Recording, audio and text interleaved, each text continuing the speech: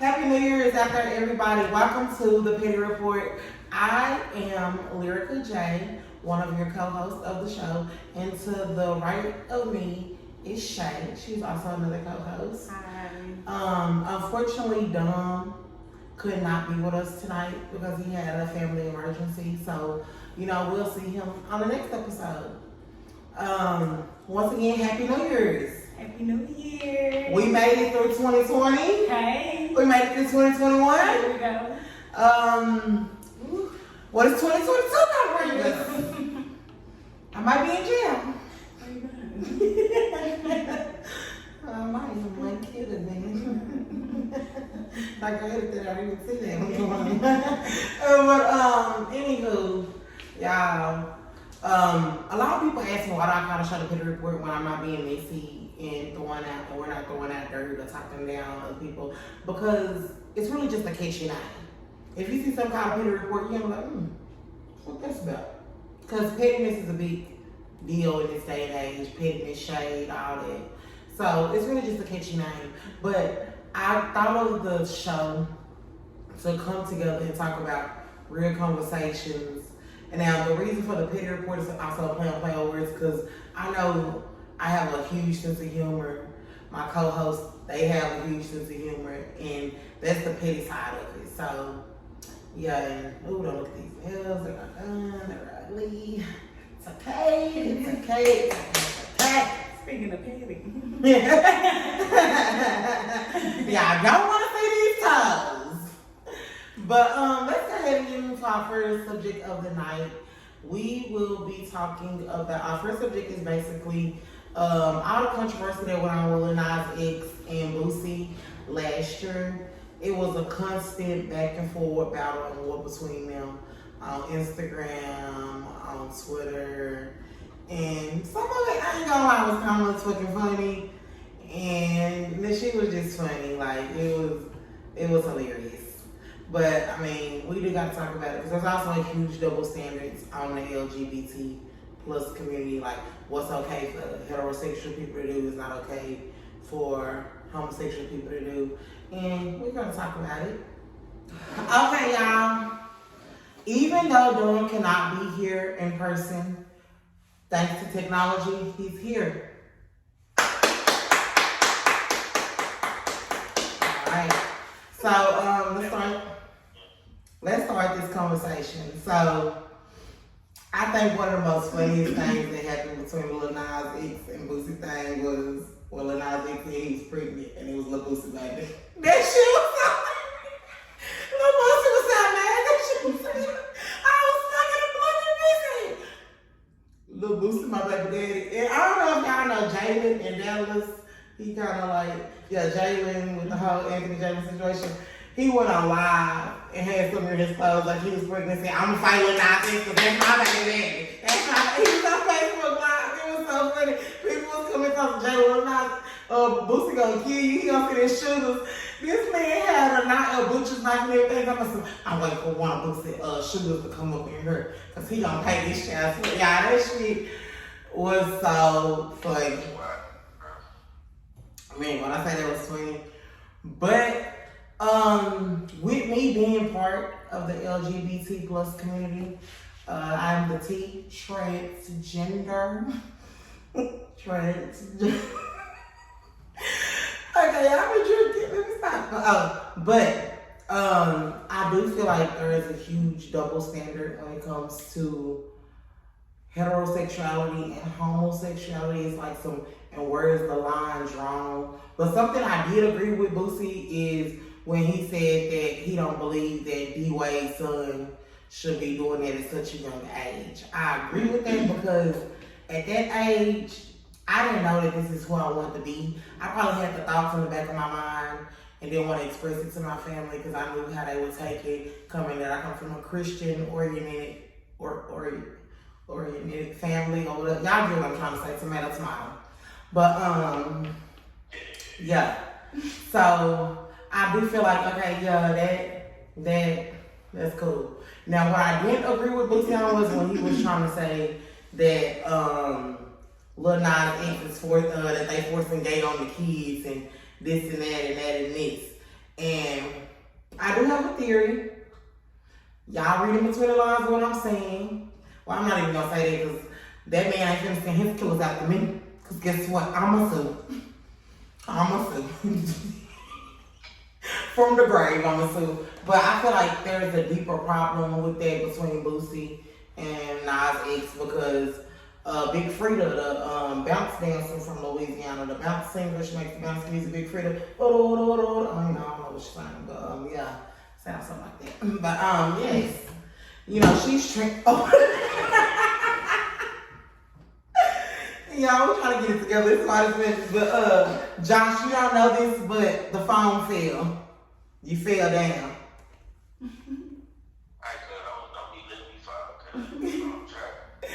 But she says that Boosie is not, you know, he doesn't have nothing against homosexual people, gay people, anything like that. And I do believe her because I did see an interview where Lil Boosie sat down at the Breakfast Club with another trans woman and they talked about the issues and stuff like that. But for wise, I really just don't think that was Lil Nas X's intentions. I don't think that he's trying to force his sexuality onto kids or nothing like that. It also goes back to when Cardi B came out with WAP and they was trying to say, oh, trying to get the video removed and this and that and that. And like Cardi B said, baby, and they got mad at her because she said she only let her daughter listen to her music. But they were like, well, why would you make that type of music as a mother? Because she, like she said, this is her job. And sex sells. And it is your job as a parent to monetize what your kid watch and what they listen to. Because you can't rely on TV and music to raise your kids. I just think in the same sense of what you're saying about people monitoring what their kids can and cannot watch, can and cannot listen to, I feel like what he's saying, although as aggressive as it was put, everybody knows that's Boosie and that's how he talk. But at the same time, all he's saying is national TV versus something that somebody can monitor for their child to watch. There's a difference. And if you are making it perverse and taking away the control for a parent to monitor what their child can watch on live TV, then, you know, that's what he's saying. It's not about don't be gay, don't put out who you are, don't be who you are. That's not what he's saying. Because the same, like you just said, Big Frida said he's not a homophobe. So he's not against Lil Nas X being gay. He's not against him liking men and expressing his art through his music. But what he is saying, some of what you can do can be like in a retrospective of knowing kids gonna listen to your music and knowing kids are watching. It goes with the same you just said. You didn't know when you was a child if you was gonna grow up and be that way. So it's like you are kind of taking away a child being a child on some things that you're doing, is what Boosie's saying. In my version, in a softer tone, in a softer sense, that's what Boosie's saying. Okay, and I understand. Go ahead. Another thing I would say is low-key, this might just be me. If y'all don't want to cancel me, fuck you. I don't even feel like the guy is really gay. I feel like that was something that somebody in his crew knew would fail because that's like the hot thing right now. So he started promoting that shit, and he was promoting that shit super heavy and super hard. Like, it's one thing to be like, hey, I'm gay, come out and buy it, boom. Pushing that shit too heavy and too. You know, that's a nice point. It is, and you know what? I want to piggyback off that because I think a lot of people forgot this. But when Lil Nas came out, he never said he was gay. He said he was bisexual. And another thing I've heard this man say is some of the shit he do it because he know people are going to react. So I'm not saying that the man not bisexual, he don't like me or whatever. But what I am saying is gay is something to capitalize on to make money. Just like female artists, that's how they came out and blew up off the scenes when Nicki came around. It's from sex sales. That nigga, he's selling gay. Yeah, so that's what I'm saying. That's what I'm saying because when he did the whole pregnancy stuff and he got the backlash, he was just like shit. He really said he basically do shit because he know y'all gonna react about it. That's gonna keep his name in the blogs. That's gonna keep his music relevant. And something that I want to say is I actually took the time out to listen to his album, not because he's a gay artist, but because he's made some songs that I actually like. And when I listened to his album, surprisingly, if you actually listen to it, you wouldn't really believe that you were listening to a gay man unless on a couple songs. But, you know, he has a song on there where he talks about his family. He talks about how he felt like he wasn't never gonna be nothing. How before Old Town Road blew up, he felt like, you know, this is the end for him. He living with his sister. He ain't got shit going, basically. His mama ain't really there. His daddy there sometimes. So, you know, he is truly an artist. Now, what he does to keep his name in the limelight, no, it's not always right. Stuff like that. But at the same time, shit, he doing what he got to do to stay relevant. And you can't hate the man for chasing the bag. I ain't gonna never hate on nobody for chase that motherfucking bag. Cause I like the Old Town Road. What's that? Right blood on my booty. Right till I can't no. What you say, cousin? And you know what? Speaking of Frank Ocean will be headlining Coachella this year.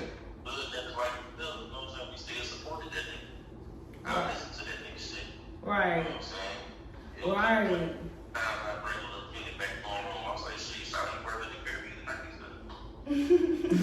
But you know, Frank Ocean, he's a different type of gay than Lil Nas X. He's more of the subtle. I don't want to say my friend name, but he's more, y'all know, my best friend type gay. Like, you know, he's more manly, he's more masculine with it. That's the word I was looking for. He's more masculine with it. Mm-hmm. And Lil Nas X has a little bit more femininity. Femininity. You said what? Who? Who Smith? Whitefoot. Oh, Sam Smith. Sam Smith. That's, you know, we only pay attention to that first album. Sam Smith be on stage in heels, dresses, everything. Oh. Yeah, Sam Smith be dancing in his little heels. Oh, that's news to me. Yeah, so, but what I don't like about some of the double standards in being gay, is it okay to talk about your past? No? Yes, no, sir? Oh, yeah. Okay, so Shay, she had her experience and her run-in with, you know, thinking that, you know, she wanted to be on that team, she wanted to be on the other side, and she converted back. What I don't like is, it's okay for females to do that. A female can experience being gay, going through, oh, I want to be gay, I want to be understood, whatever. A female can do it and go right back to being a female and nobody says nothing. But when a man does, it's like, I'm not, you gay forever. You said what?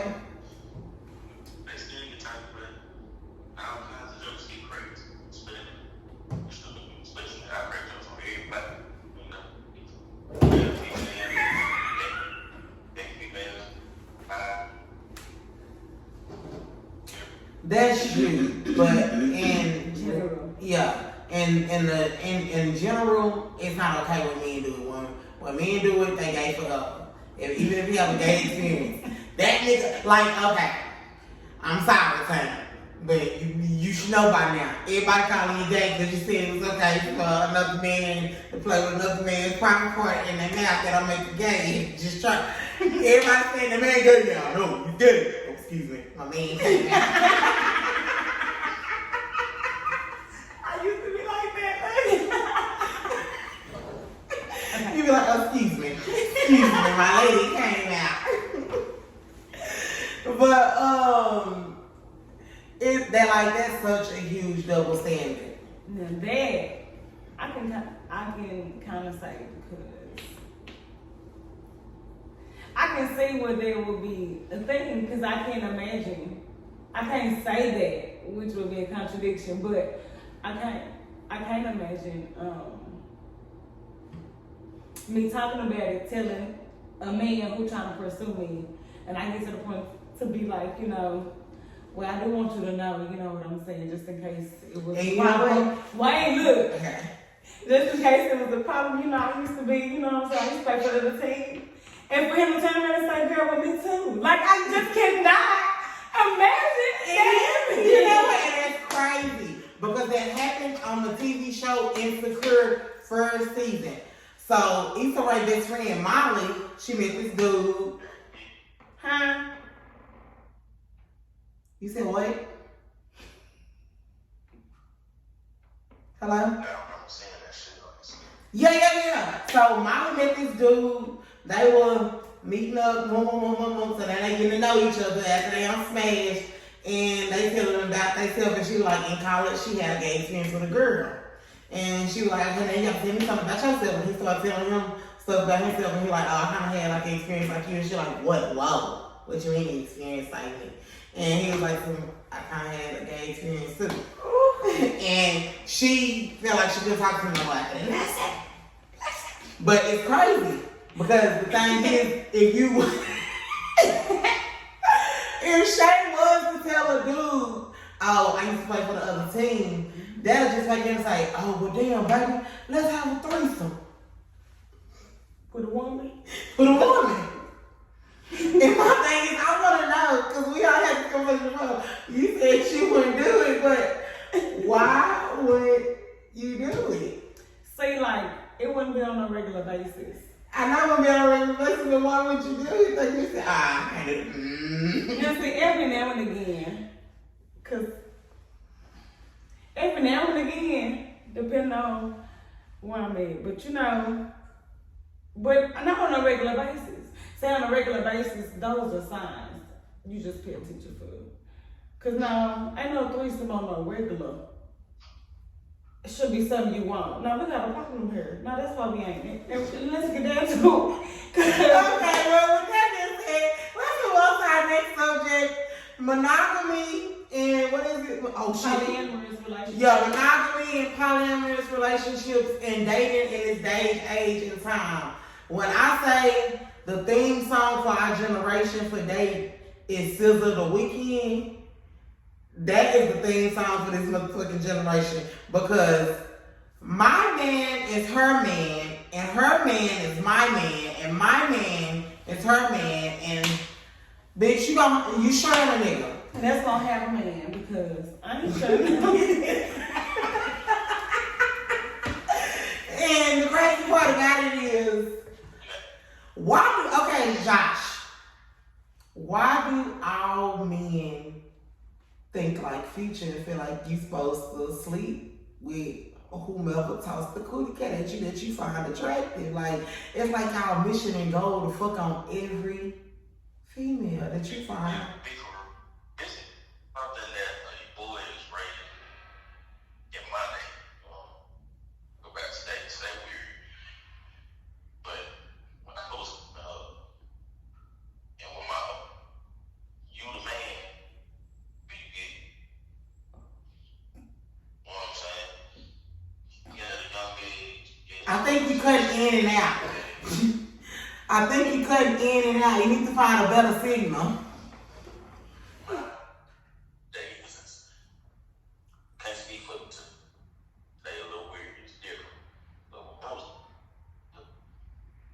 getting pussy, vagina, the more women you slept with, then made you a man, started at a young age. Man, boy, good, you out there getting something, boy, you know, now the money price still crazy, you know what I'm saying?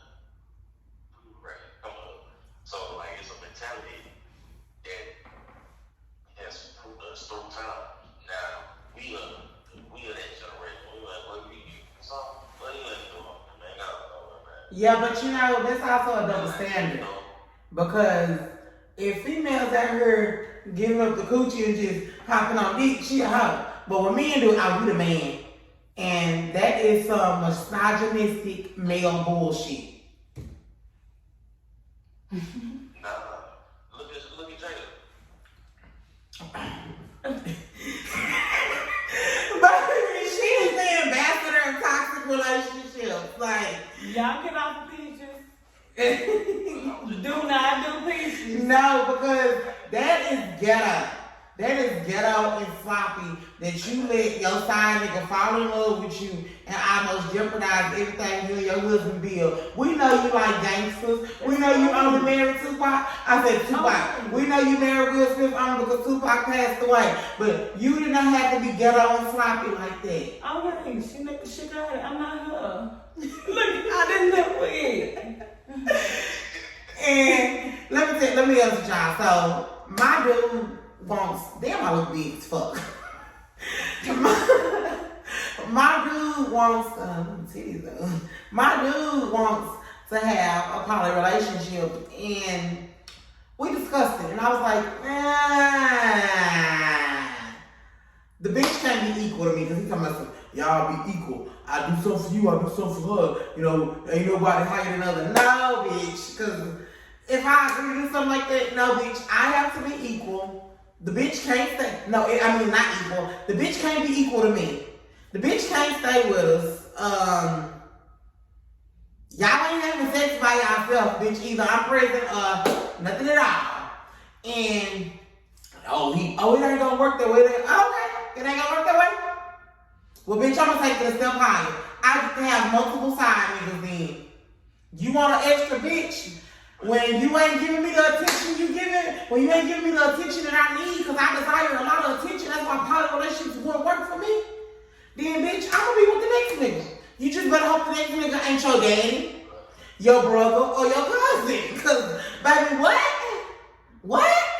Got me fucked up. You ain't shit. I don't give a damn. I don't give a damn. The daddy.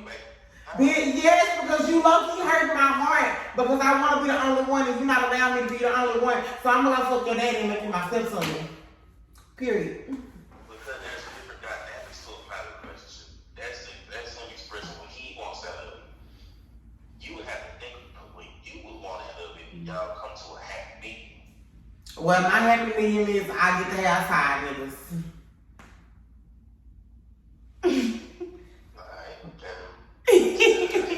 And what I don't understand is what I don't understand is why, because it's more men that can't do it. What do men not understand about monogamy? Like, what scares y'all? Like Josh, what scares y'all to not want to be monogamous and be intimate with one person? Like, where is the fear in that? I mean, for somewhat I get it. Somewhat I get it, saying that I feel sick. One or which are for people who choose not to. Say it again. I say it's not really a fear in it. It's more so where the person wants or what they desire for themselves. You know what I'm saying? So it's like, for me, I can flip either side of the coin. I can be one woman, or I can go into private life, and I'll be happy either way. But there are some men who aren't happy in a monogamous relationship because it's just that one person. Or I can't really tell you why they wouldn't be happy. Or some people who would live a poly lifestyle, and you would think that they've been happy, and you get the best of both worlds, but then they're not happy because that's not really what they want. Right. Like, so you can't really just categorize everybody into that one little spectrum because everybody got different wants, needs, and desires. I agree, but only to a certain extent. But it's crazy, like you said earlier, me used to being a lesbian and being gay or whatever. I had one mind frame, and I had a different perspective than I do now. Now, poly what?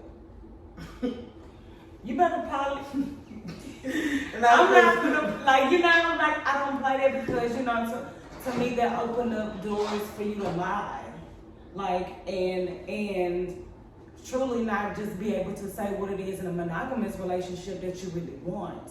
You know what I'm saying? Like, you just want your cake and eat it too. And you can And be that's honest what it about sounds that like. in the beginning because you just never know. I may want the same thing. Like, you know what I'm saying? But I just had, I don't know. I And think forgive me if I am wrong. Because I'm not the smartest person in the world. But Craig. but isn't a relationship between two people? In a monogamous relationship.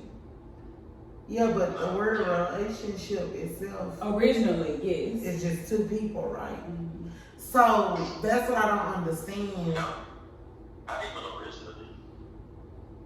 Okay, what is it originally?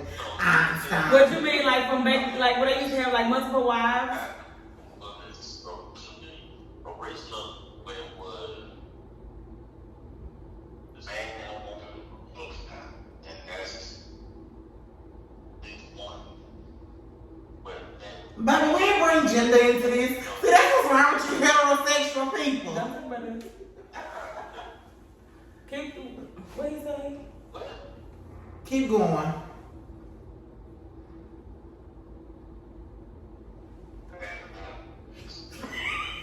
Like I said, there's no father around. Both. So it's more than Hey, one. hey, real quick. You keep cutting in and out. You keep cutting in and out. That is very. Poly relationships, like I told him, he feels like it's selfish for me to want to not be in a poly relationship. And he's talking about, so what you mean you can't love somebody else? No, I can love somebody else. I love you. I love my mama. I love my granny. I love my little brother. I love my nephews. I love my other best friends. But I don't love them, all them people, the way I love you. I'm in love with you. And you're asking me to be in love with somebody else and let somebody else be in love with you and love you the same way I love you. And I feel like that's not fair to me. And you right. And I feel like that needs to be heard more because for you and for anybody else that watches this show, like y'all need to understand it's okay to be right in the way that you feel. It's okay to feel how you feel, and that's how you feel, and that's perfectly fine. And that's a part about love because love is also reciprocation and understanding. Mm-hmm. Love is patient and love is kind. So if you are understanding enough to know this is how he feel about it, and you just want to set your standards in it, and that's your way of accepting it, it should be reciprocated. He should be able to accept your standards if this is what you choose to do because you are open to do that because you love him that way. Tell him that too. I'm here for you if that's what you want to do. But I be expressing my feelings that I be mad with my shit. I be like, bitch, fuck you. Bing bong. no, Miss Friend. And the thing is, relationships are very, very tricky and messy nowadays. Especially in the community that I live in, the LGBT plus community. And I seen a man express this on TikTok about that. He says, because being in the gay community, just on the male side, I can't really speak for the female side because, I don't know about that. But on the male side, a lot of our relationships are based upon sexual activities. And this man on TikTok said the reason that being is because, no, we're not trying to force gay on kids, but as a kid, not as just as a kid like elementary school, but sooner or later, by the time you hit middle school, you kind of know what you're attracted to.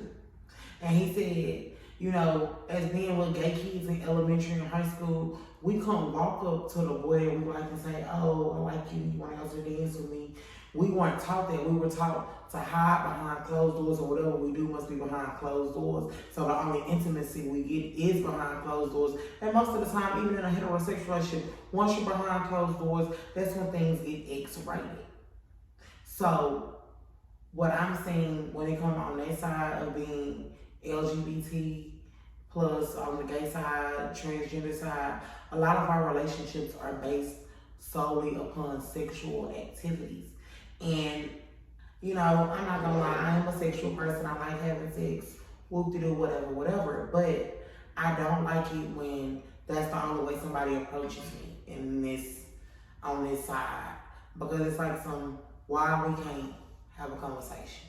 Right. Why we can't if I invite you over my house, that doesn't mean that I'm necessarily trying to have sex with you. What if I do just want to have a couple drinks, smoke, chill, watch a movie, play a hand of Uno or something, play but not like actually get to know each other like heterosexual people do. That is something that I would like to normalize and make my voice upon in the LGBT community, especially in the transgender community of, well, let's just say gay, because that's what the men fall under, or otherwise the male or male to woman part of being gay. Like, can we normalize actually being normal? And I know it's probably going to take a lot of time for people to normalize that there are certain men that they're not attracted to men, but they're attracted to transgender women, and they would like to talk to transgender women.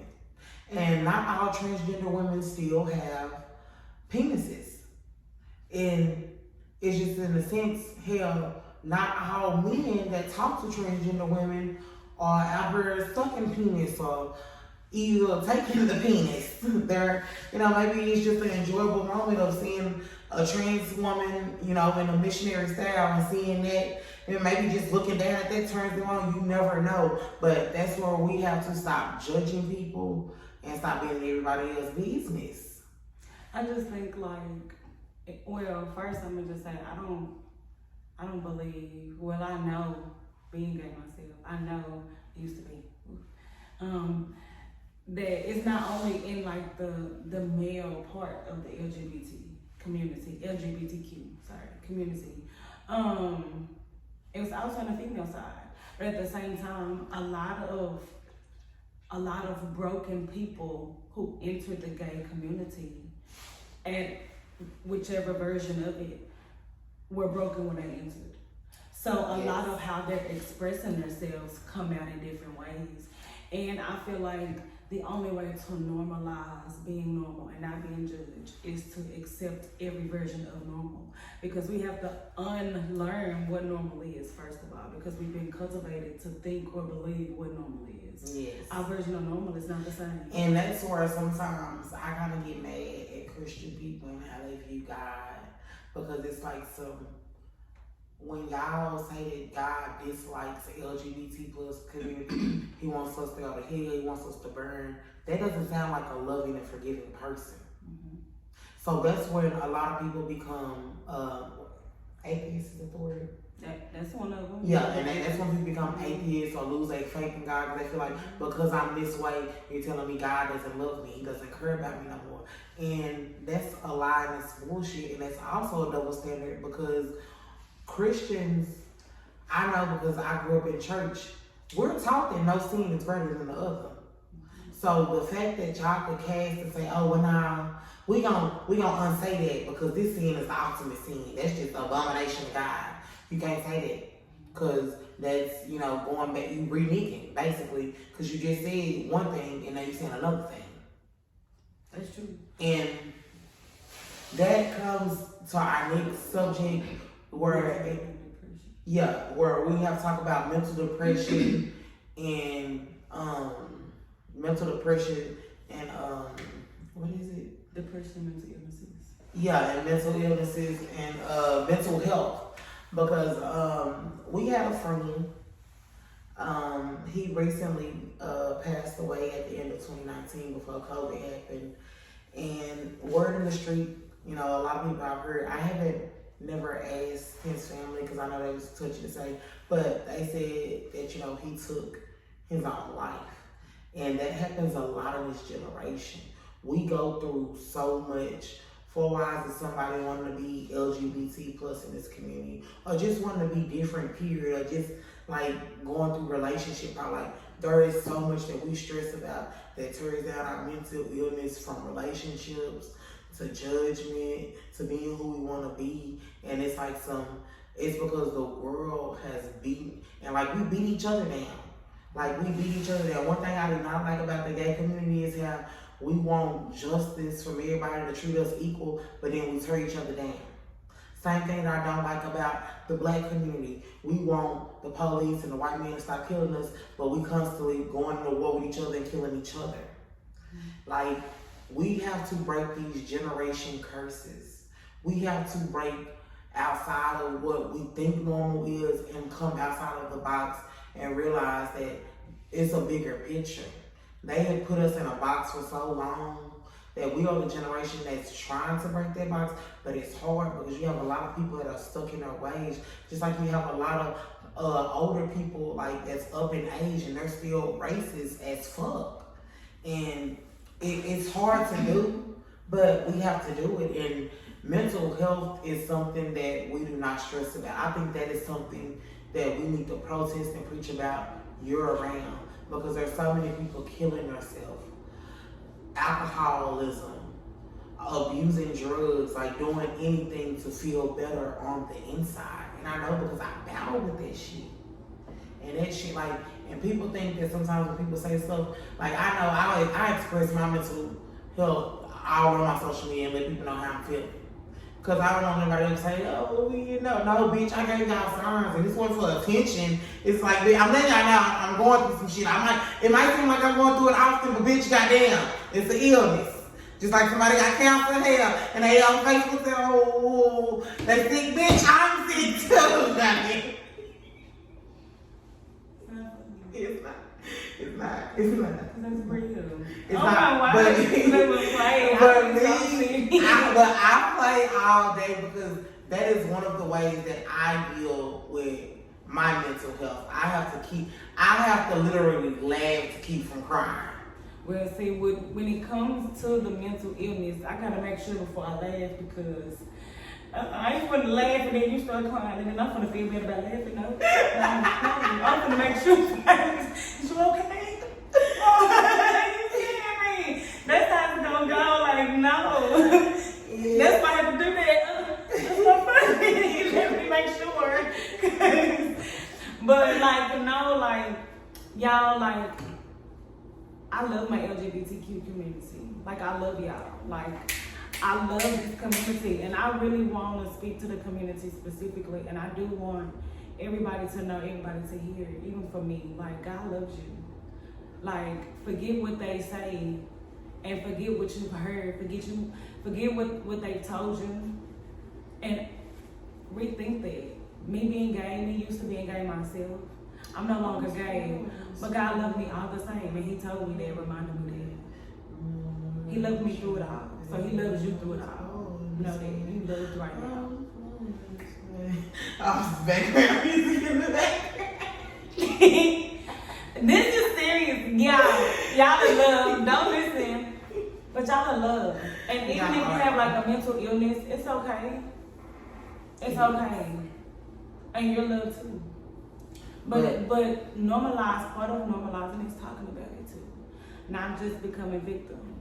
I was once taught in my therapy class. You too. Shut up. I do go to therapy. Okay, look. You are a victim. Yes, that may be true. After so long and you've been a victim, and you allow it to become pity, then that means you're going from victim to voluntary. Don't be voluntary to the pain. Let's do something about it. You know? And this goes into our next subject, but also ties into the mental health. Music plays a big part, and I know that it's easy to drink, smoke, do whatever drugs you do to numb that pain, because sometimes that's all you want to do is numb that pain. But there are better ways to deal with it, and that's what goes on for me to say to bring music into the play. Because J. Cole, he has a song where he talks about that in his KOD album, and he say, you know, used to light up, ooh, smoke another bag of blunt today, cop another, and then at the end of the song he say, but it's a better way to deal with it. Meditate. Like that, like you have to find other ways to deal with those illnesses besides intoxicating yourself. Or try to surrounding yourself with people who are on the path you're working towards getting. Because being around the same people that is a constant reminder of what you're trying to get over. After so long, like the rocks keep sleeping, like, you know, or... And somebody might say this is a lazy way to deal with it, but scream. Go in your room, scream, cry, shout, let all that shit out until you cry yourself to sleep. And I don't know if it's gonna work for you, but I wake up feeling like a better damn person.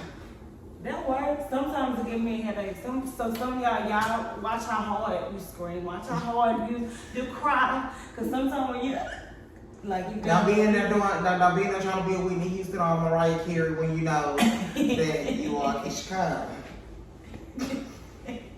But Keisha Cole, my girl, Keisha Cole, my girl, Keisha Cole. I was like, cause I'm do Keisha, baby. Shouldn't let you go, go.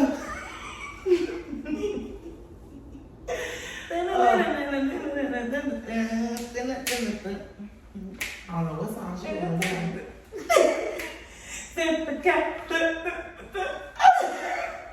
But I stay around thinking you learn to love, cause we both know you're wrong. To me. And then how do I, and then I can go upstairs and dum, dum, dum. The song on Tupac should play your chords, right? Oh, dum, dum, dum.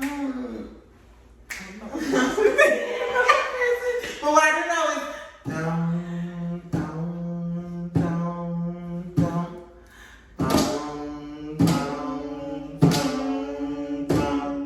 I used to think that I wasn't fly enough, and I used to think that I wasn't fine enough. But I won't waste my time trying to figure out why you play games. What's this all about?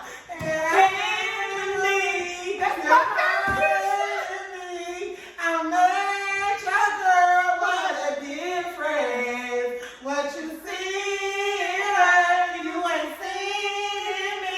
But I guess it was all just make believe. Oh, love,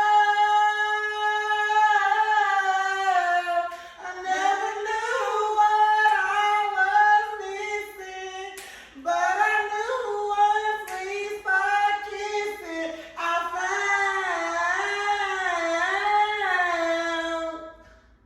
found you. now what am I gonna do? So empty, my heart, my soul can't go on, go without you.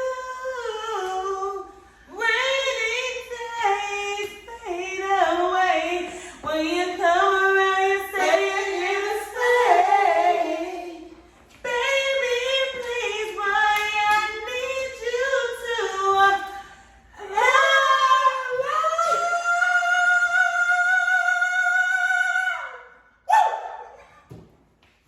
Do y'all not see the effect that music has on us? Don't come in looking at these babysit you because we both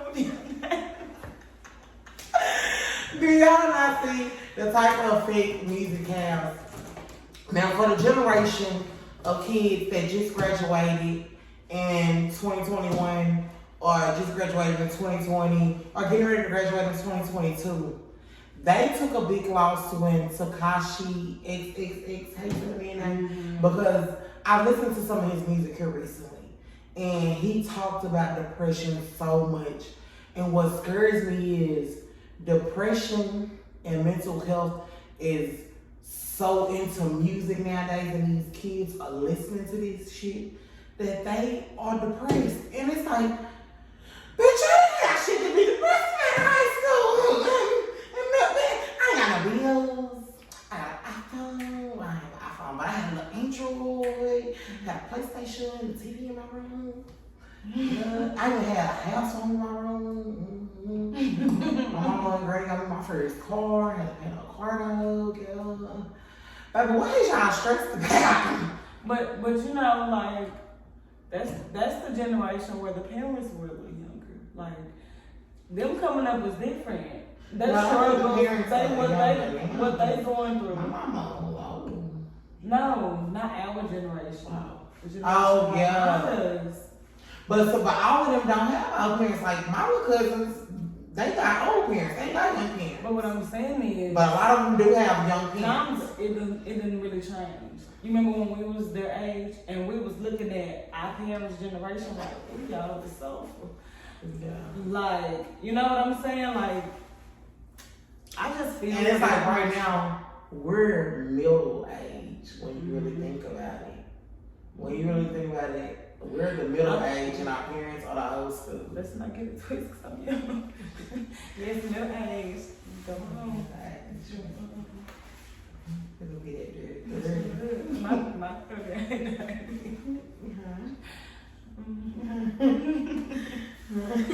Keep doing it. I'm sure No, I'm not.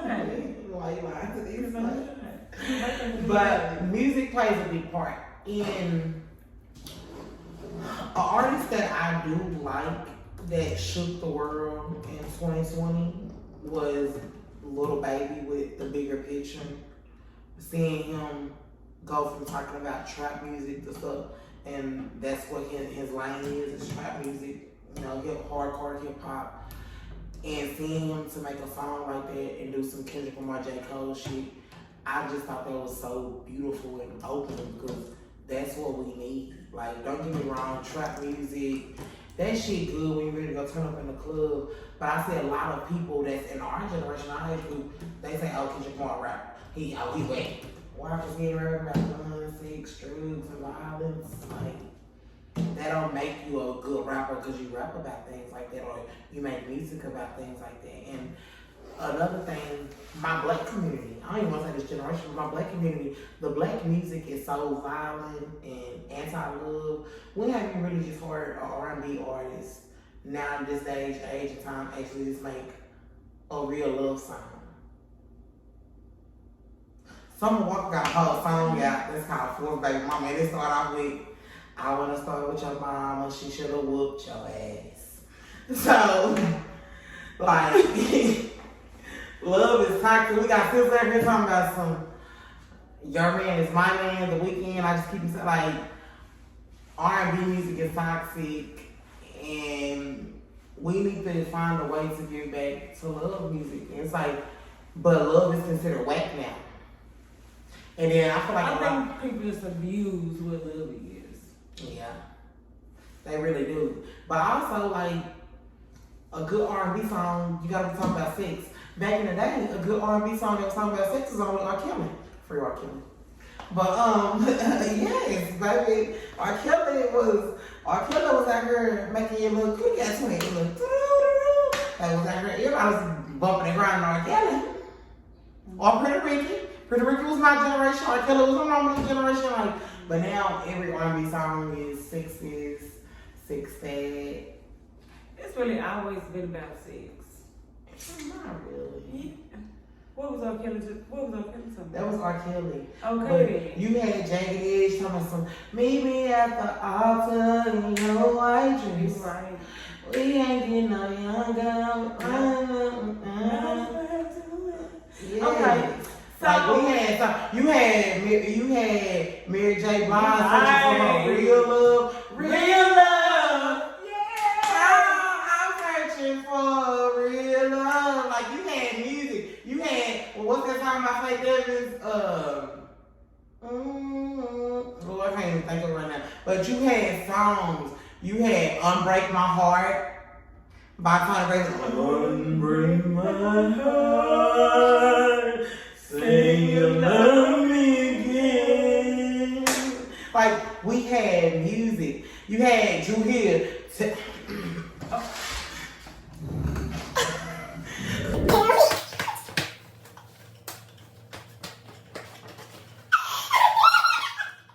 I'm just saying, like, what that is?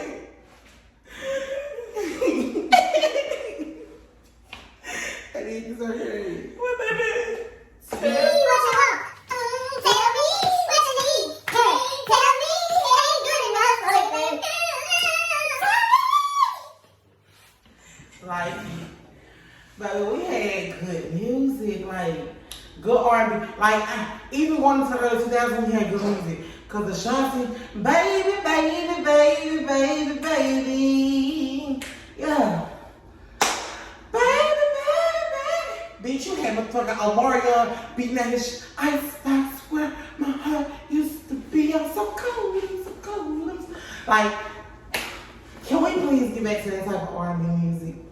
Like, don't get me wrong, a little hip hop. Look how far hip hop done took us. They gave us Obama. Obama, come save us. We cannot do 3 more years of pipe. We can't. Gas is ridiculous. Biden, come on, baby. Take me out to dinner. Bing bong, fuck your life. Wow. But we need to get back to a place where R&B music is about love, where you just feel it all in your body and your spirit. Like we need time. Like these R&B songs that are made, and they are not timeless. Baby, years from now, you ain't gonna hear nobody singing about the weekends. But I bet you, 20 years from now, Is my cousin outside? yeah. 20 years from now, ain't nobody gonna be talking about no summer walking stuff. Like, I'm not dissing them, I'm not saying they might, they not, but 20, 30 years from now, it's still gonna be some little group of kids, little boys in elementary school, middle school, up there singing the Temptations, probably some, my girl, like, these are timeless songs. And we need to get back to when R&B was like that, when we spread love. Because the thing is, I say if Adele was black, all the music she made, she would be considered an R&B artist. No, like when you think about it, pop artists like Maybe her. she don't choose to. No, but I'm just saying, pop artists like her, Ed Sheeran, Justin Bieber, all their songs sound like love, especially when they add a little hip hop R&B vibe to it. It sounds like old school 90s songs, love songs. True. And the thing is, they can make those songs. K. Michelle said it best. If they gave Hello to her and she sung the shit out that song and sung it before Adele, and everybody was just amazed by the vocals and it sounded good, it would have not been the same numbers that Adele did. No. Cause she black. No. Even though I think it's how she identifies. She identifies pop artists. And I feel like it's culturally based too. Because their people support each other. See, but what a lot of people modern day pop artists can make a love song, a love ballad, and it go triple double platinum just like that, Billboard #1. It takes a lot for R&B artists to actually have ballads now. I think the most thing we can come close to as R&B artists in this day and age that is black having a ballad is Give you because that and heartbreak anniversary, a heartbreak anniversary, like that is the jam. And I knew it was the jam when Kason was singing it in the car, baby. But Kason was singing his little heart out like he done been heartbroken, broke up, was outside drinking a whole goddamn fifth of Henny. Like, baby, Kason was singing that song in my car like his heart is just broken. Like, you said he was drinking it like he had some Henny. And no, he was singing a song like he had a bottle of Henny, like he just done been through it. And he just like, baby. But yeah, music is definitely inspirational on people, on our everyday life and everything. And I just really want R&B music to go back to what it was, because don't get me wrong, I give me nice little songs to bump and grind to, but you know, I need some songs that can be sung at my wedding, if I ever have one. In this time of day and generation. Let's go. Hey, no time soon. Well, be walking in the aisle with another bitch. I might just stand at home walking in. That's not funny. I have a dark sense of humor. Jesus is still working on me, Lord. She's so saved now. Oh, she's so saved. He's working on me. He working on me. He gave me a sense of humor. Mine too. But we're running out of time. I had a great time. I can't wait till next week where all three of us is in the same vicinity. Y'all, next week I might be on even better beach, baby, because for sure, it's her gonna be. It's gonna be something new. Got a name in the comments, y'all pray for me. Once again, Happy New Year's! Y'all, let's make 2022 the best year of your life. Another great time. This classic song we will end with. This is something that you can look forward to. I think everybody in their household should sing this song every at the beginning of the year, but me and Shay gonna go ahead and sing it for y'all as we exit out this episode. So We can rehearse this. get ready.